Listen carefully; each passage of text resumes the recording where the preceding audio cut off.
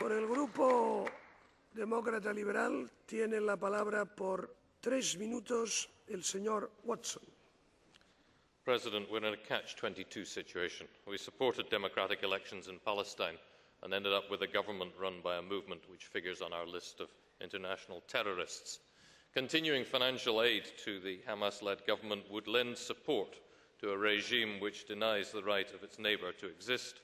Stopping financial support renders the Palestinian state unviable, puts the jobs of 140,000 public servants at risk, and ultimately adds to tension. All political groups in this House are divided about what we should do. Mine is no exception. We supported the Palestinian Authority with $600 million a year because we wanted to influence the peace process. If we do not, others will.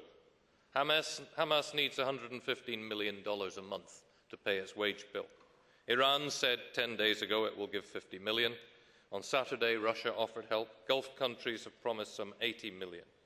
By contrast, Israel is holding back tax revenue which belongs to the Palestinians, and the US Treasury tightened the screws on Palestinian cash this week when it banned American nationals from doing business with the first democratically elected Palestinian Authority.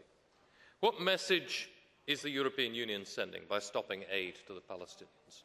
The Council wants to stress that aid is conditional on an explicit political commitment. The answer that a delegation from this House was given by moderate Palestinians and by EU officials working there was that we are perceived to punish Palestinians for electing a Hamas-led government. President in office, Commissioner, people read the headlines. They don't always read the details. Und Sie wissen auch aus Ihrem eigenen Land, dass eine Partei in Opposition nicht immer das in der Regierung macht, was sie in Opposition sagt.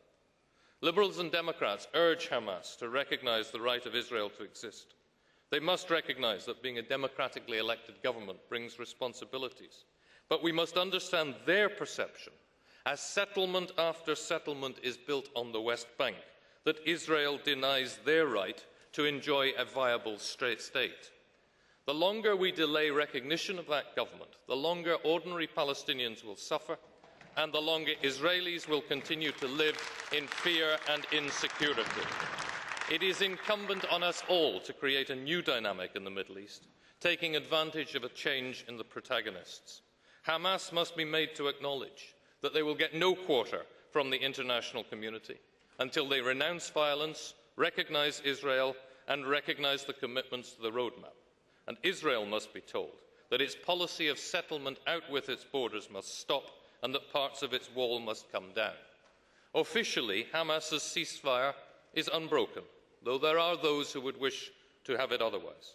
As long as that ceasefire holds, there is hope of bringing the two sides together again for dialogue and negotiation. Let us, the European Union, take the initiative, not leave it to countries like Iran.